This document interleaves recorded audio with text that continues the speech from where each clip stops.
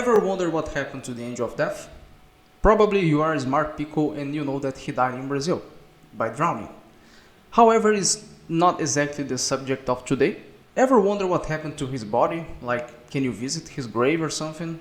Is he at Brazil or Germany?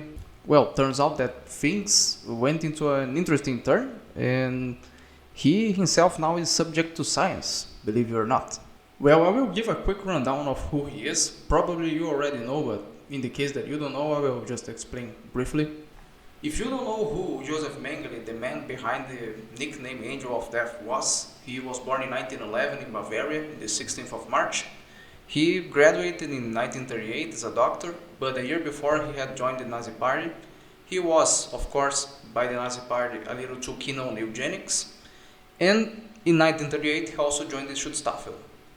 In 1942 he was posted at Auschwitz concentration camp. He then began a series of experiments, especially on twin people, but not necessarily only on them. The experiments consisted of infecting people with typhus disease and seeing what the other twin would react, how they would react. He would also transfer blood between one twin to the other and other people. And many people died during the experiments, and those who didn't die, they would be later killed and dissected, which will become ironic after he died, but we are getting a little bit ahead of ourselves. After the war, he went into hiding. He went into Argentina and then later Paraguay, and finally in Brazil, where he died.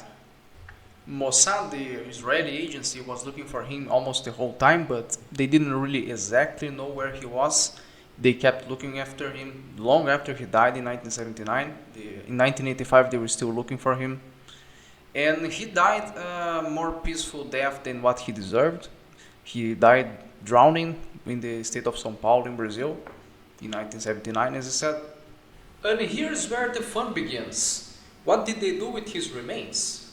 Well, firstly, they didn't bury him as Joseph Mengele. They buried him as Wolfgang Gerhard. Wolfgang was another German who was living with him back in the day. And he got back to Germany, so Mengele just took his documents and started living as him. Some years later, after some DNA testing, he was confirmed to be Mengele himself and he was exhumated. The Brazilian government tried many times to send the body back to Germany to the family, but the family wouldn't accept that. So they had a dilemma: what do we do with his body? Ironically enough, they decided that he would be subject to science.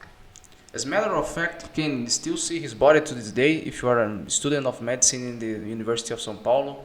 His cranium is separated from the bones, but they both are still subject to science and subject to, not experiments this time, but subject to learning about the human condition in itself.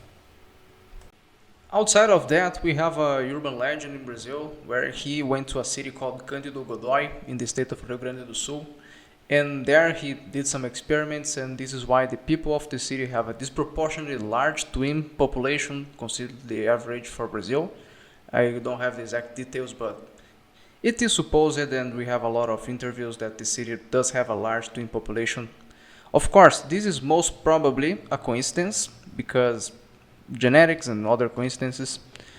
And we have no official record that he was ever in the city. Many people tried to look after them, and they didn't find any. We have records that Mengele was still a doctor and still practicing medicine without his license in Brazil, almost until he died.